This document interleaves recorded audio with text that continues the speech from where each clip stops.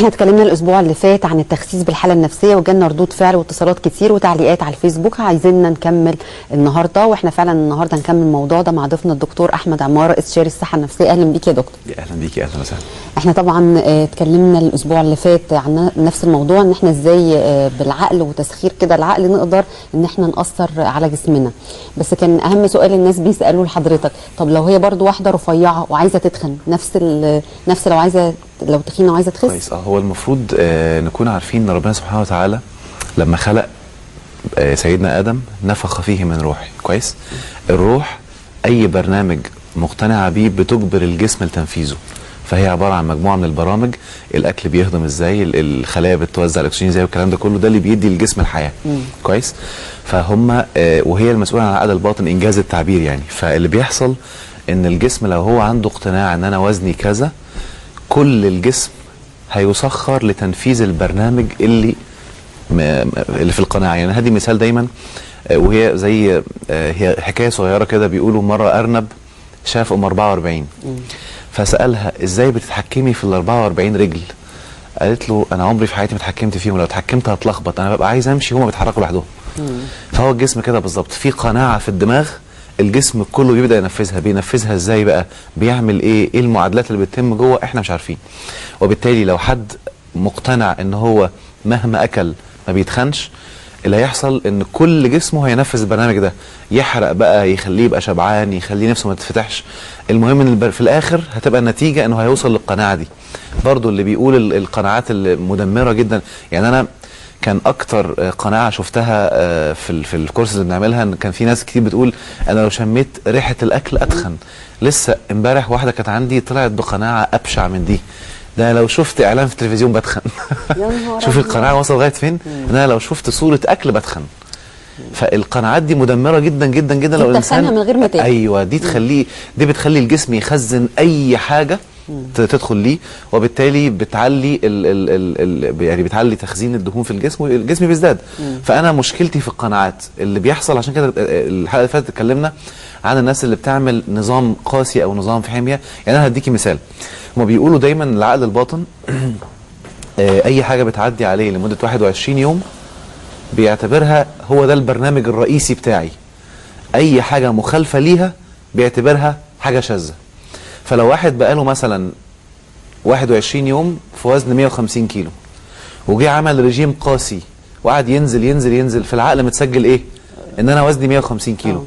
العقل هيبدا يتعامل مع النزول ان دي حاجه اب نورمال، حاجه مش طبيعيه، فهيسيبه شغال لغايه ما يقف، هيقوم مرجع بسرعه الوزن اللي هو متسجل عنده ده طبيعي. عشان كده الدكاتره، يعني في بعض الدكاتره اللي هم المتميزين بقى اللي فاهمين الحته دي، بتلاقيه لما بيعمل لحد نظام بيخليه لما ينزل يوقفه فتره تثبيت عشان يغير البرنامج للبرنامج الجديد، وبعد كده يبدا يعمل نظام تاني. فاحنا لازم نكون فاهمين اللي بيحصل عشان نتعامل معاه صح.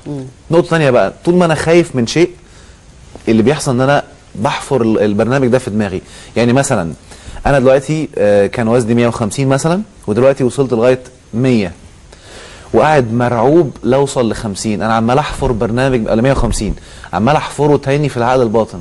عشان كده يعني هم بيقولوا دايما في العاميه اللي بيخاف من العفريت بيطلع له. العلم اكتشف بقى ان انت طول ما انت خايف من شيء انت بتسجله مع انفعال شديد، لان هم لقوا البرامج في العقل الباطن بتتسجل بالتكرار او بالكثافه الحسيه العاليه. فلو انا كررتها كتير، واحد عمال يقول لي يا عم الاكل بيتخن، الناس كلها تخينه، الكلام ده كله ده تكرار حواليا. او ان انا مرعوب، يعني في انفعال شديد مع قناعه معينه. ايوه، الكثافه الحسيه دي ممكن تخلي الواحد البرنامج يتسجل بمنتهى القوه من مره واحده. زي واحد مره مثلا قدامه قطه، فالقطه خربشت حد من زمايله فهو اتخض واترعب جدا، فخلاص اتسجل عنده في العقل الباطن ان قطه يساوي رعب. لو حطينا قطه قدامه هيحس برعب رهيب وهو مستغرب في ايه، حتى لو قطه لعبه هيترعب برضه. كويس. فهو برنامج محطوط في العقل الباطن. فلو احنا بقى قدرنا نكسر البرنامج ده ونحط برنامج جديد بمنتهى الهدوء، هتلاقي الجسم بمنتهى اليسر وصل للوزن المثالي، زي ما هو بمنتهى اليسر بيوصل للوزن المتسجل اللي هو الغير مثالي، وبنعاني في العكس. طيب احنا طبعا سؤالنا النهارده على صفحتنا على الفيسبوك، عندك استعداد تجرب تخس بالطريقه النفسيه؟ اغلب الاجابات قالت نعم، والاقل بكتير منها قالت لا، واقل شويه قالوا افكر. ده كلام رائع. كويس، يعني الناس عندهم استعداد. طب مثلا يا دكتور مريم على الفيسبوك بتسأل حضرتك هل في حاجة اسمها إدمان حاجة معينة تاكلها مع إنها مضرة، زي مثلا هي بتحب الشعرية سريعة التحضير ولما بتبطلها بتتخن، ولما بتبطلها وزنها ممكن ينزل، بتخس لما بتبطلها، لكن بتبقى زهقانه وقلقانه وعصبيه. في كذا سؤال ليهم علاقه بموضوع الادمان. في واحده بتقول لك على الشوكولاته، ادمان الشوكولاته. في كمان واحده بتقول على المياه الغازيه، عندها ادمان مياه غازيه. ده كلام رائع. هو ما اقدرش اسميه ادمان قوي، بس هو ممكن تكون عاده مفرطه. وزي ما اتفقنا هو ده برضو بنفس القانون، هي بتعمل حاجه بقى لها فتره، فالعقل سجل البرنامج اللي هي بتعمله. هو اي حاجه بتعدي على الجسم بتسجل زي الكمبيوتر. لو انا مثلا نفترض ان هي مدمنه الشوكولاته مثلا، هي متعوده انها بتصحى الصبح تاكل شوكولاته، والعصر تاكل شوكولاته، والمغرب تاكل شوكولاته. بيبدا العقل يخزن ان انا بيدخل لي شوكولاته الصبح والعصر والمغرب. يوم الثاني الثالث الرابع اتعود عليه، خلاص لو وقفت شوكولاته يبدا عقلها يدي اشارات تحس بانها مش في حاجه متلخبطه. انا عاوزه شوكولاته، انا عاوزه شوكولاته، لان هو متسجل فيه برنامج ده، فلازم يخليها تعمله. فيبدا يخلي كل جسمها ملخبط لغايه ما تعمل البرنامج ده. اللي بيحصل بقى ان انا لو فضلت ماسك نفسي شويه بهدوء علشان اعدي البرنامج ده، هو بالكتير البرنامج بيتكسر في خلال من 4 ل 7 ايام، وبيبنى برنامج جديد في 14 يوم. احنا بنتكلم دايما في 21 يوم عشان اكسر القناعه القديمه وابني قناعه جديده. هو بس محتاج صبر شويه. وعلى فكره يعني ودي من ضمن الحاجات اللي الناس كتير جدا ما يعرفوهاش للاسف عن الفوائد النفسيه للصيام. الاكل لما نوقفه، لما نمنع الاكل ونقعد فتره طويله صايمين، الانسان بيكون في حاله سريعه جدا الانفعال. كويس؟ فهو مسك شهوه، على فكره اعلى الشهوات في الانسان شهوه الاكل، مش شهوه الجنس زي ما الناس فاهمه. فانا اتحكمت في شهوه الاكل ومسكت نفسي. اللي بيحصل بقى ان انا لما حد يبدا ينرفزني، وانا بقول ايه في السنه قال لنا ايه؟ فان سبه احد او شتمه فليقل اني صايم. فانا عمال احط برنامج في عقلي، انا صايم، انا صايم، نرفزني ما تنرفزني، انا صايم، انا ماسك نفسي. فهو عرضنا لحاله انفعاليه، لحاله ممكن تخلي جسمنا ينفعل شديد جدا، وخلاني اعمل كنترول، اتحكم ازاي في نفسي. ايوه. فلمده 30 يوم انا برمجت عقلي ان انا في اعلى حالات الانفعال وانا اللي عامل كنترول. بعد كده لما الصيام ينتهي ما حدش يعرف ينفذني بسهوله في الحياه العاديه. احنا بقى للاسف بنقعد خطأ، امتى بقى الشهر ده يخلص؟ انا قاعد فانا عمال مستني اليوم اللي يجي فيه الشهر يخلص عشان ارجع تاني، فانا بفضل باكد على البرنامج القديم فلا استفيد من 30 يوم بتوع الشهر. طيب احنا معانا سماح، اهلا بيكي. سماح، مش الخط قطع؟ طيب ولاء، اهلا ولاء. ايوه انا ولاء. الو. ايوه ولاء اتفضلي. لو سمحت ممكن اسال الدكتور؟ اتفضلي. الو. يا اهلا وسهلا، اهلا بيكي. لو سمحت يا دكتور، انا سبت خطيبي بقالي 7 شهور. ما تخليكي في موضوع الحلقه يا ولاء. اتفضلي. معلش يا دكتور، طيب والله انا تعبانه جدا. من ساعه ما سبته انا تعبانه جدا فوق ما تتخيل. سبتي خطيبك ايه؟ بقالك كام شهر؟ 3 شهور. بقالك 3 شهور. 7 شهور. 7 شهور. حاضر. 7 شهور. طيب هقول لك حاضر تعملي ايه. جدا فوق ما تتخيل حضرتك. هقول لك حاضر تعملي ايه. حاضر هقول لك حاضر. هو مبدئيا يا ريت بس كل البنات والشباب يركزوا معايا في الحته الخطيره دي. الخطوبه هي فتره تعارف. المفروض ان انا وانا داخل فتره الخطوبه ابقى عارف ان انا داخل عشان ادرس الشخص ده، وفي احتماليه اكمل معاه، وفي احتماليه ما لو لقيت صفاته مش مناسبه. فان انا اعلي الحب وافجره اثناء الخطوبه دي حاجه غلط، لان هو لو طلع ما ينفعش وبعد عني هفضل تعبانه في الحاله اللي عليها ولاء. دي حاجه مهمه جدا. اللي بيحصل بقى ان انا لما بيحصل عواطف شديده اثناء فتره الخطوبه بيفرز هرمونات كتير في الجسم، اخطرها واشدها هرمون اسمه اوكسيتوسين. الهرمون ده بيبقى زي هرمون ادمان، ان انا مدمن الشخص ده ولا يمكن اتخيل حياتي من غيره، ولا يمكن اعيش من غيره، او لا يمكن افكر في حد غيره. وبالتالي بيخلي البنت تعيش في حاله مشكله كبيره جدا ولا يمكن تقبل حد تاني. اللي بيحصل بقى ان الهرمون ده بيتسحب من الدم اول ما اوقف التفكير في الشخص ده. الهرمون ده بيفرز بالتفكير. يعني لو انا وقفت تفكيري خلاص هو الخطوبه ما تمتش، هو طبعا ده غلط. المفروض ان ربنا عامل الهرمون ده عشان اول ما نبدا خلاص الاجراءات بتتم وهندخل حياه زوجيه فنطلعه، فالهرمون ده يخلينا نقرب من بعض اكتر ونحب بعض اكتر، فالحياه تبقى جميله. لو طلعته مع حد انا لسه مش عارف هكمل معاه ولا لا، دي مشكله. فاللي بيحصل بقى وقفي التفكير خالص تماما، ادي اوردر عليك، هو خلاص مشي، الموضوع انتهى، باذن الله هكون في يوم من الايام مع واحد تاني، واهلي نفسك لكده. اول ما تعملي كده هيبدا الهرمون يتسحب من الدم، بياخده تقريبا 3 4 شهور. ولو في حد متخصص ممكن يعمل لك شويه تدريبات كده بالتايم لاين ثيرابي او الهيبنوسيس، ممكن تاخد لها بالكتير اسبوعين 3 او شهر، ويتسحب الهرمون ده من الدم، وتلاقي نفسك فجاه بقيتي عادي ومتقبله ان هو غايب عنك. لكن لو قعدتي تفكري بقى في الذكريات الجميله وانه بعيد عنك، ممكن تقعدي 5 6 سنين في الحاله دي وعمرك ما تعرفي تتجوزي حد. وقفي التفكير تماما عشان الهرمون يتسحب من الدم، لانه بيفرز بالتخيل والخيال. يسرا اهلا بيكي. ايوه السلام عليكم. عليكم السلام، اهلا وسهلا. اهلا، انا مبسوطه جدا ان انا بشارك معاكم يا حبيبتي اهلا بيكي، اتفضلي يا ربنا جميل. يخليكي يا رب يدعي. كنت عاوزه اهني الدكتور جدا جدا جدا، لانه عرفني على حاجات وحسسني انه حقيقي مفيش مستحيل. دايما الناس تقفلها في وش الواحد، ويعني حسيت انه انا عندي قدرات فظيعه ورهيبه، ويعني ان انا ممكن اعمل يعني دلوقتي انا يعني يمكن مواقفي حالتي صعبه بس الحمد لله احسن ناس كتير جدا بصراحه. الحمد يعني لله يا حبيبتي. بس بمر بظروف يعني مش سهله شويه، ممكن تخنق ناس كتير، بس الحمد لله الحمد لله انا يعني سعيده. طبعا انا زوجي بيشجعني الحمد لله جدا، والحمد لله ربنا بعتهولي ما شاء الله، وكلامه وبيقول لي كلام الحمد لله. لقيت ان الدكتور بيقول كده، بس ما شاء الله يعني لو العلمي بقى يعني بيأكد هذا الكلام وبيدفعني اكتر للامام وللناس كلها. يعني اهم حاجه تطبقي، بس ما تقوليش كلام حلو وما تطبقيش. يا رب ان شاء الله ربنا يوفقك يا رب ان شاء الله. ماشي يا حبيبتي.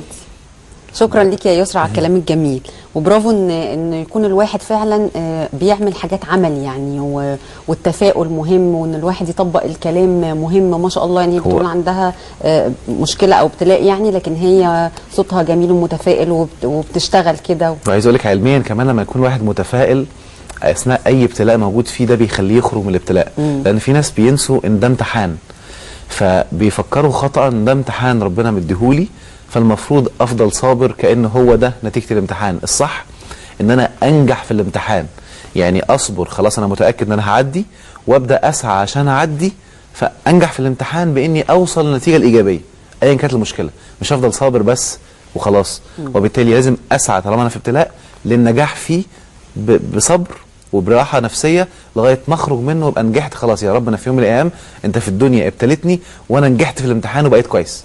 اسماء بتشكر حضرتك وبتقول ان هي بتعمل دايت كتير، بتحاول تظبط نفسها وبتقلل الاكل، بس مش بتعرف، ساعات بتضعف وبتبقى جعانه. وبتشكرك يا دكتور، وبتقول لك ان هي بتتابع البرنامج، وان هي بتعمل تمرين كمان السعي لشريك الحياه اللي حضرتك كنت بتقول عليه. ربنا يوفقها يا رب ان شاء الله. ولازم نكون عارفين دايما ان ربنا سبحانه وتعالى خلق لنا كل حاجه سهله. لو احنا بس تيقنا من المعلومه دي هتلاقي كل حاجه في الدنيا سهله، وربنا عند ظن عبده بيه، ان خيرا فخير وان شرا فشر.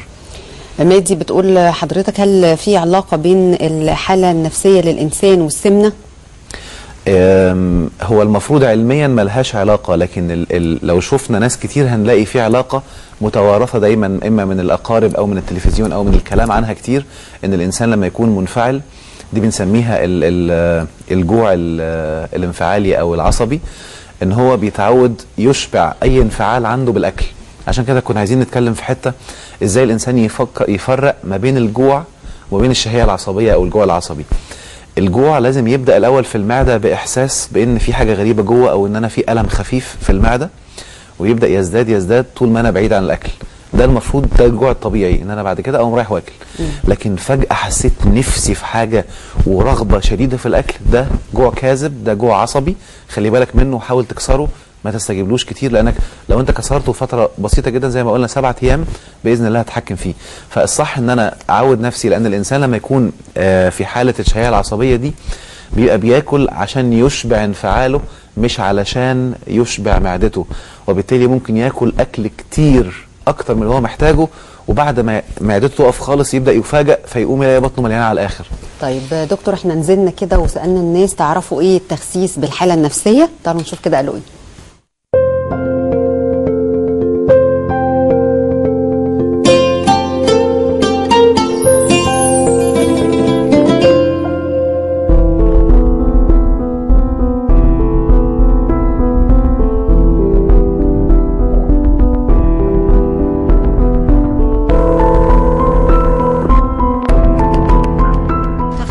الحالة النفسية علاج يعني ولا لا؟ يعني انا عارف ان الحالة النفسية ممكن تخلي الواحد ما يبقاش عايز ياكل، يعني في ناس العكس ممكن تبقى عايز تاكل. على حسب حالة الانسان النفسية يا جسمه بيزيد يا جسمه بيقل. دكتور نفسي طبعا هو يقعد يخسسك، هيبقى حاجة غير كده؟ ايه ده؟ بس هي الحالة النفسية فعلا هي بتأثر على البني آدم نفسه. دي نكتة دي، ما فيش تخصيص بالحالة النفسية. ممكن يكون واحد حالته النفسية بتكون كويسة فبيتخن، لكن لما حالته النفسية بتكون وحشة بيخس. ايوه سمعت عنه. مش عارف، مش متخيله بصراحة. من ناحية حالة نفسية مش متخيله. وانا اعرف ان التخصيص بالحالة النفسية هو الايحاء، يعني انا دلوقتي لو انا اكلت الحاجة وعملت ايحاء لنفسي ان انا مش هتخن، لكن مش يعني مش لو فتحت وكلت هخس، لا طبعا مش هخس لازم يبقى بحدود. لا ما سمعتش عنه.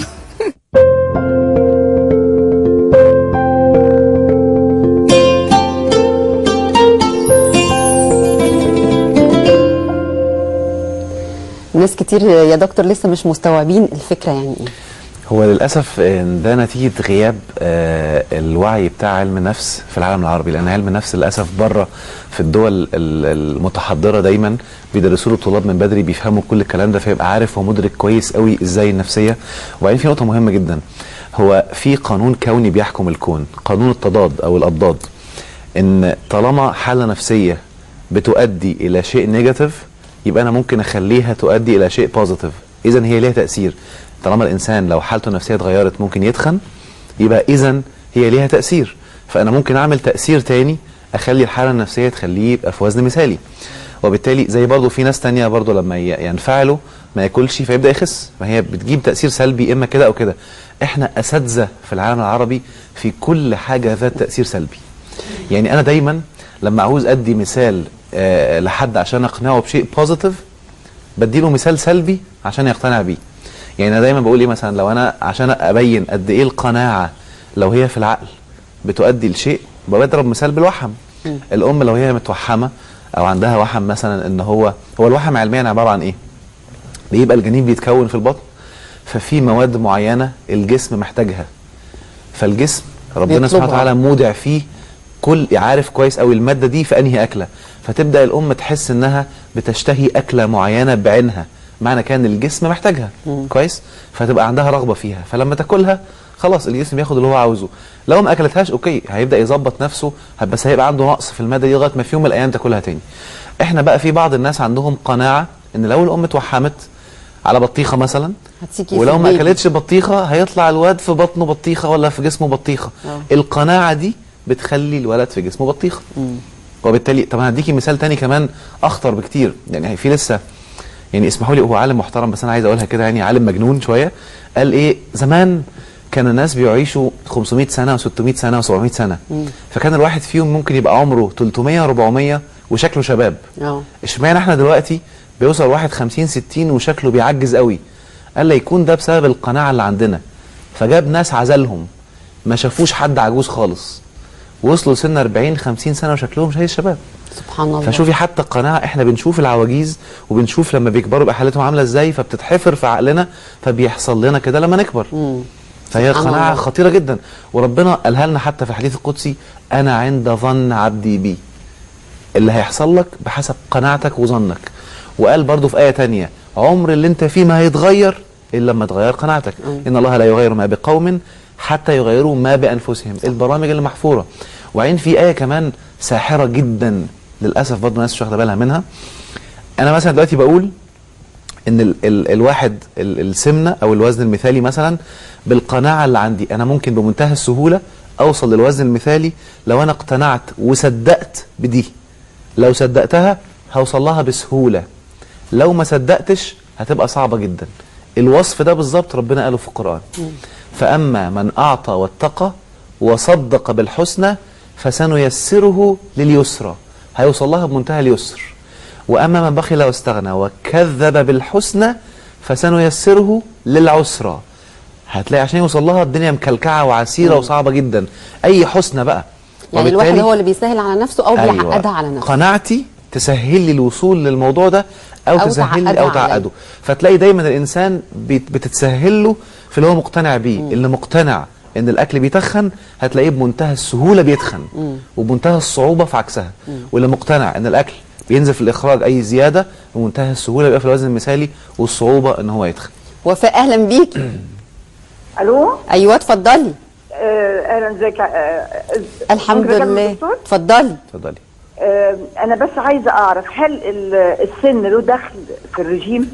يعني لو واحده عمرها 70 سنه ممكن تخس ولا مش ممكن؟ ان شاء الله طالما في نفسك نفس يتردد ممكن توصلي للوزن المثالي. ملهاش علاقه يعني خالص تخس. ملهاش اي علاقه خالص بسن. لا لا ملهاش علاقه بالسن نهائي. الدكتور اللي قال لي كده. طيب يا سيدي متشكره قوي قوي. العفو.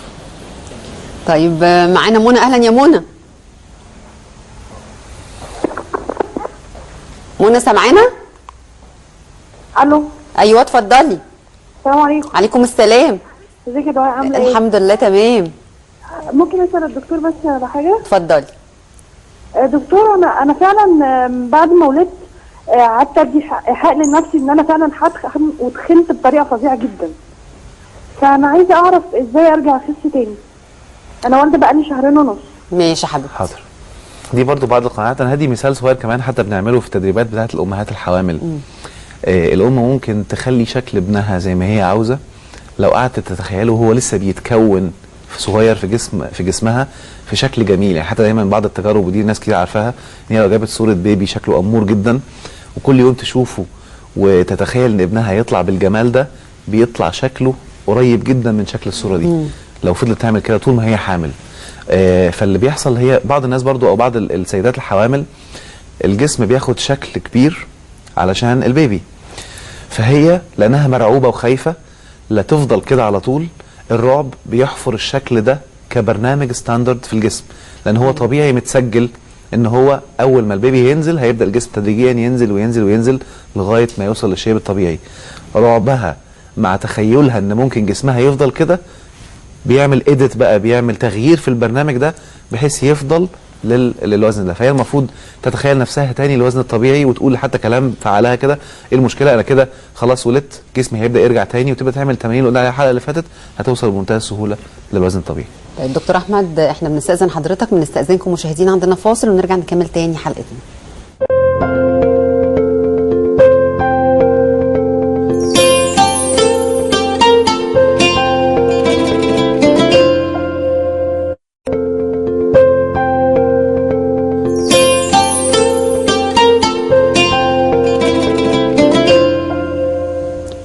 رجعنا لكم مره ثانيه مشاهدينا على الهواء مباشره وضيفنا دكتور احمد عماره. بص يا دكتور هوبه سال سؤال هو يعني بيمسنا كلنا، بتقول انه يا ريت تسالي الدكتور ازاي نتخطى الازمه النفسيه والحاله النفسيه الوحشه اللي حصلت لنا خصوصا بعد مجزره بورسعيد. كلنا زعلانين على اللي حصل طبعا. هو كلنا زعلانين وكلنا نفسيتنا تعبانه خلاص استوينا. هو بس خليني اقول مثال صغير كده عشان بس الناس تبقى واخده بالها كويس قوي من للموضوع من منظور بعيد شويه. لو واحد رايح المطار عشان يلحق طياره وانا ناوي اخليه ما يروحش المطار لازم هحاول اعمل له حاجه مستفزه جدا او صادمه جدا عشان الهيه عن طريق المطار واخليه يقف يحاول يحلها وينفعل عشانها وما يسافرش. وبالتالي لازم نكون عارفين احنا اول ما يحصل اي لخبطه زي كده في ناس بتلعب وفي ايادي خفيه عماله تلعب عشان تحول المسار للاتجاه اللي احنا ماشيين فيه. وبالتالي لازم نكون منتبهين لده ان هيحصل هو حصل خلاص للاسف حاجه عنيفه قوي فيها مشاهد مبالغ فيها جدا عشان تعلي الحاله الانفعاليه فالناس تنسى التفكير المنطقي وتبدا تحاول تعمل رد فعل للحاجه دي فتغير خططها بخطط ثانيه. ده الهدف الرئيسي للي حصل تحديدا.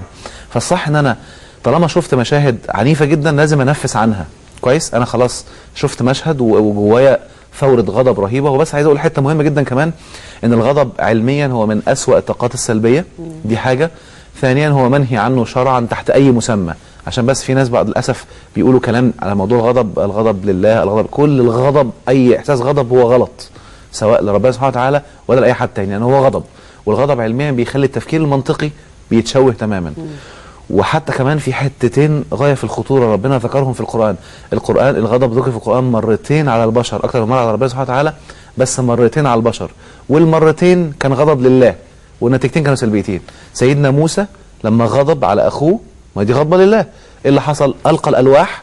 يعني تخيل انت ماسك المصحف ورحت رميه في الارض لما غضبت، كويس؟ وسيدنا يونس لما غضب من قوم اللي مش عاوزين يستجيبوا لدعوه ربنا سبحانه وتعالى ساب لهم البلد ومشي. فالغضب بيطلع نتائج سلبيه، عشان كده هو منهي عنه شرعا تحت اي مبرر، كويس؟ اللي بيحصل بقى ان احنا عندنا كمان ثقافه تانية. ايه هي؟ ان انا طول ما كسرت وانفعلت وزعقت وشتمت واهنت يبقى انا كده شديد، او ان انا بالعاميه ذكر، كويس؟ مع ان ده كلام الشيطان. شوفي سيدنا محمد وصف الشديد بايه؟ ليس الشديد بالسرعه ولكن الشديد الذي يمسك نفسه عند الغضب. احنا عكسنا الايه، صح. اصبح عندنا الشديد هو اللي بيكسر وبينفعل وبينزل، ده واد جامد ما شاء الله عليه. عضو مجلس الشعب بيشتم وبيعمل يبقى ده كويس، هادي يبقى ده وحش. اتعكست الايه، فهمتي اقصد ايه؟ أيوة. وبالتالي لازم نكون مدركين لده. انا اول ما اغضب لازم اعمل كذا حاجه. اول حاجه اغير تفكيري تماما، لان طول ما انا شاغل دماغي بالفكره المسببه للغضب انا عمال اشحن طاقه سلبيه منها، لازم هتخليني عايز اعمل اي حاجه غريبه جدا. وبالتالي لازم اعمل اكشن مختلف. ممكن اقوم قاعد، لو انا واقف اقوم قاعد، دي حاجه بسيطه جدا. لو الغضب شديد جدا ممكن اقوم جايب مخده، والشخص او الشيء او الجهه المسببه لي الغضب اتخيلها في المخده دي وانزل فيها ضرب. افرغ كل الشحنه. دي وصفه علميه ساحره جدا هتخلي الواحد يهدى. او ان انا اغمض عيني واتخيل نفسي باخد بطاري وكل الغضب بنفسه في خيالي ضد الشخص المسؤول، هلاقي نفسي ارتحت وما افكرش فيه تاني. ثم ابدا افكر هو انا هدفي ايه؟ انا كان هدفي ايه قبل ما يحصل الاكشن المؤدي للغضب ده، كويس؟ تاني حاجه، لو انا دخلت اخدت شاور دش او اتوضيت بسرعه جدا كل الطاقه السلبيه بتنزل مع الميه فبهدى اكتر. لكن لو انا فضلت نفسي شاحن نفسي وعمال افكر بقى انا مش عارف اتصرف، مش هينفع كده، ازاي اسيب؟ ليه؟ كلمه ليه كمان بتزود كل الحاجات دي تضربها في 20. كلمه ليه كلمه سلبيه مع الانفعال. ليه عمل كده؟ ليه ساكتين؟ ليه الناس ساكته؟ ليه البلطجيه عملوا كده؟ ليه الدنيا مش امان؟ ليه ليه ليه ليه بتفجر الطاقه السلبيه في الجسم. المفروض استبدل كلمه ليه بكلمه ايه. المفروض اعمل ايه عشان اوصل لايه. اشوفهم واضحين رغم اي انفعال هوصل له بمنتهى السهوله ومنتهى اليسر ان شاء الله. زي ما قلنا احنا ماشيين خلاص في خطوات رائعه تجاه المستقبل باذن الله، فعملوا اكشن عشان الناس اللي تنفعل فتدعو لما يسمى بالعصيان المدني. طبعا ده كلام فاضي ما يصحش تماما. طالما انا انفعلت واخدت قرار تحت انفعال لازم اعرف ان القرار ده بنسبه 80% خاطئ، لان الانفعال الشديد بيشوه التفكير المنطقي بنسبه من 70 ل 80%، وكل مصايب الناس بتحصل اثناء الانفعال، وبعد ما يهدى يقول ايه اللي انا عملته ده. وبالتالي سياسه المحاسبه وسياسه الغضب والانفعال عمرها ما هتجيب نتيجه، لانها طاقه سلبيه، فلازم تكون النتائج سلبيه. لازم اهدى تاني واشوف انا قبل الحدث كان هدفي ايه، والحدث ده بيوديني لفين، هعرف بالظبط اللي عمل الحدث عاوزني اروح لفين. طيب معانا سما، اهلا بيكي. الو، السلام عليكم. عليكم السلام. كنت دلوقتي انا اولا عايزه اهنيكي على البرنامج. شكرا يا حبيبتي. تاني حاجه عايزه اطلب منك طلب شخصي، ان انا عايزه اخد موبايل حضرتك او اعرف اتواصل معاكي، لان عندي مشكله مش هينفع اقولها على الهوا. طيب يا اما تكتب لنا على الصفحه على الفيسبوك او سيبي رقم تليفونك يا سما. عندك سؤال لحلقتنا النهارده؟ انا عايزه اعرف ازاي انا ممكن اخس. يعني انا قبل كده جربت ان انا ادويه وحاجات معينه ونزلت شويه برجع ازيد تاني، وانا عصبيه، يعني انا نرفي عادي قوي ومش عارفه ازاي. يعني اكتشفت ان انا لما بتعصب باكل فعلا زي ما الدكتور بيقول، وبطلع همي فعلا في الاكل. وبعدين انا مدخنه، وكمان الكارثه ان انا بطلت التدخين، فزدت في الاكل بزياده، فالدنيا عندي باظت قوي. ورجعت تاني علشان اخس ادخن تاني بعد ما انا بطلت تدخين. خساره يا سما. نفسيا كمان تعبان. تاني سؤال عندي ان انا عايزه الكلام بقى اللي الدكتور كان بيقوله دلوقتي، ازاي انا اطبقه مع طفل صغير عنده 6 سنين او 5 سنين، ازاي انا اعرفه ان هو يتحكم في عصبيته، او ان هو ما يبقاش رد فعله عنيف، او ان هو كمان بيستفز الاخرين. يعني حتى مهما انت كنت هاديه او اللي حواليه يبقوا هاديين، هو دايما بيوصلك ان انت تبقي ان انت تضطري ان انت تعاقبيه قبلا، يعني ما يبقاش البانشمنت، ما يبقاش ما يبقاش بالكلام او بالحرمان. بس بتتكلمي على طفل؟ على طفل. ماشي يا حبيبتي. فهو بس يعمل لي مشاكل كتيره قوي. انا كنت قبل كده دخلت معاكي مع دكتور هشام حتاته، بس هو قال لي ان هو مش يعني هو لا انتوا تعرفوا تتعاملوا معاه ولا المدرسه تعرف تتعامل معاه، فهو عايز يروح لاخصائي. انا مش عارفه اوصل لاخصائي مين اللي انا اوديه عنده يعني. ماشي يا حبيبتي. هو الصوت ما كانش واضح عليكي معلش. هي عندها سؤالين. السؤال الاول على موضوع ان هي ازاي تخس باراده العقل. هي كمان كانت بتدخن وبطلت تدخين فتخنت فرجعت تدخن تاني عشان ما تتخنش اكتر من كده. ده اول سؤال. السؤال الثاني على ابنها ان هو يعني بيعمل شقي، بيعمل حاجات مستفزه جدا لدرجه ان هي ساعات بتضطر ان هي تضربه، بس هو برضو شقي. والدكتور اللي هي اتصلت يعني قبل كده في الحلقه ودكتور شمس لازم يتعرض على اخصائي نفسي. طيب هو مبدئيا بالنسبه لموضوع الشهيه العصبيه، المفروض ان الواحد يكون عارف ان انا برمجت في عقلي وتعودت ان انا كل ما اكون جعان جدا كل ما اكون جعان ربطت التنفيس عن الحاله دي بالاكل. فانا احاول تدريجيا زي ما قلنا هتاخد بالكثير 7 ايام اربط التنفيس عن الانفعال بحاجه ثانيه بحبها، حاجه كويسه، حاجه تكون مريحه زي رياضه مثلا، زي ازازه لب زي ازازه لب، زي ان انا اخرج مع اصحابي، ما احاولش انفس على الانفعال بالاكل، لان لو عملت كده كتير هاكد القناعه في دماغي. دي حاجه. يبقى احاول اكسر الارتباط باني احط عند الانفعال اي حاجه، العب جيم، العب على الكمبيوتر، اعمل بس ارتباط تاني خالص بسهوله. دي حاجه. الحاجه الثانيه، الطفل بيبقى شقي او بيكسر او بيعمل الكلام ده كله لما يكون الاب والام بيتبعوا سياسه المنع دايما، يعني لا او غلط او عيب، فبيكبتوه، فبيحاول ينفس عن الطاقه اللي جواه في حاجات كتير غلط. فهو طبعا لازم يكون حد اخصائي يشوفه. بس انا هدينا نصايح عامه. الحضن 15 مره في اليوم بدفء عاطفي بيهدي الهايبر اكتيفيتي عند الطفل وبيخليه يكون هادي وبيسمع الكلام. التشجيع مش المنع او العقاب بيخليه يكون كويس، بس ما ينفعش لما اكون بعاقب انا اول ما اشجع هيبقى كويس. لا، انا اول ما اشجع هيبلطك شويه وبعد كده هيبدا يهدى وبعد كده هيبقى كويس تاني. طيب مودي هي بتسال انه وشها بيخس جدا لما بتعمل ريجيم، لكن دكتور احمد حلو. لا، هو في نقطه مهمه جدا بقى. الميزه الرائعه في مواضيع العقل او في برمجه العقل ان انا اقدر اخلي جزء معين من الجسم يخس وجزء معين يبقى كويس. يعني انا بدي الاوردر. لو انا مقتنع ان انا اول ما بخس وشي بيرفع، يبقى انا اول ما اخس وشي هيبقى رفيع. لو غيرت القناعه، هو برنامج في الدماغ بس. وبعدين التخسيس بنظام العقل بيخلي الجسم يخس طبيعي، فالجلد بيبقى طبيعي وما بتحرمش نفسها من حاجه. يعني دايما موضوع الوش بيخس ده بيكونوا عاملين ريجيمات غلط كيميائيه او كده، او حارمين نفسهم من حاجات النظام معينة. النفسي هو الحرمان غلط تماما. هديكي مثال. المفروض الانسان ياكل اللي هو حاسس انه عاوز ياكله، لان الجسم بيبقى محتاج مواد معينه في الاكله دي. لكن لو انا ماشي باكل بوصفات معينه او حاجات قاسيه او اكل كذا وما اكلش كذا حد حاططها لي، دي مش صح. المفروض انا اكل اللي انا حاسس ان عاوز اكله، لان ده معناه ان الجسم محتاج الحاجه دي دلوقتي حالا.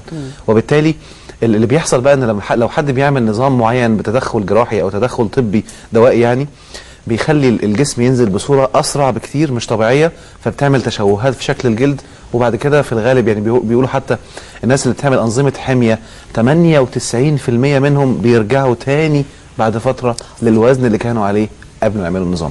وبالتالي المفروض لو انا حتى كمان عشان بس ما حدش ياخد القناعه دي سلبيه ويتخض، لو انا كنت عامل نظام ووصلت الوزن دلوقتي مثالي، اكسر بقى اللي فات واكسر كل القناعات القديمه والخوف بتاعي ان انا ارجع للوزن ده، واحاول احمد ربنا على الوزن اللي انا فيه، ودايما اتكلم عنه واقول انا وزني كذا، انا الطبيعي بتاعي كذا، انا جسمي بيحرق الدهون بمنتهى السرعه، وابدا اكل بطريقه من بعيد عن المنع وبعيد عن الخوف، هلاقي جسمي بمنتهى السهوله فضل مستمر على الوزن ده.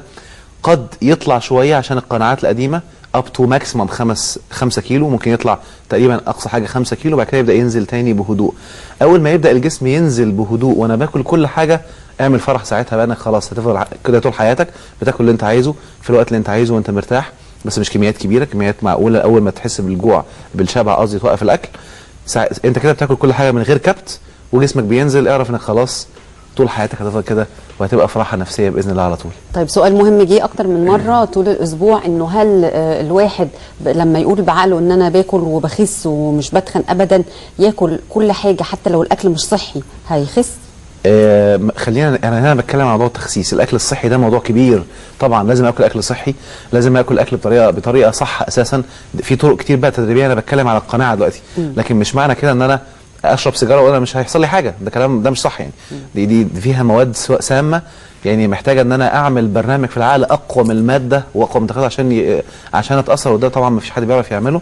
وبالتالي لازم اكون عارف ان الاكل الغلط او الاكل اللي مش صحي او الاكل اللي احنا بنسميه بالعاميه رمرمه ده بيؤدي الى نتائج صحيه للاسف مش كويسه. ثانيا لازم اهتم بالميه كمان، الميه مهمه جدا جدا، ان طول ما الجسم فيه كميه ميه مناسبه البرامج اللي بقنع نفسي بيها بتتحفر كمان وبتتخزن في الميه، فيبدا الجسم ينفذها على خلايا الجسم. فاللي بيحصل ان انا لازم اكون عارف وموقن ان انا اي حاجه انا مقتنع بيها هي دي اللي هتحصل لي، فاحاول تدريجيا اوصل للقناعه دي. ودايما زي ما قلنا قبل كده، حاول دايما كل فصل و3 شهور يعني تحاول تاكل كل اكل موجود في السوق سواء فاكهه او خضار، لان في كل شيء ربنا مودع فيه حاجه جسمك محتاجها هيخليك بمنتهى السهوله تصل للحاله الصحيه دائما. وقول دايما كل يوم الصبح اللهم اني اصبحت منك في نعمه وعافيه وستر فاتم علي نعمتك وعافيتك وسترك في الدنيا والاخره، لان اللي بيقول كده الصبح وبالليل كان حقا على الله ان يتم نعمته عليه زي ما سيدنا محمد قال. السلام. احنا طبعا في نهايه الحلقه بنشكر حضرتك وبنقول ان اجابه السؤال بتاعنا، عندك استعداد تجرب تخس بالطريقه النفسيه؟ نعم. الاغلب قالوا نعم الحمد لله. بشكرك جدا يا دكتور، ووصلنا لنهايه حلقتنا. واختم الحلقه واقول واحد مليان ومش راضي عن حاله، عايز نصيحه قلنا نقولها له عشان تخس، كل واتحرك. مش عاجبه الكلام ويفضل مكانه، طب اسهلها لك، خس بعقلك كده ماشي، اجرب وماله.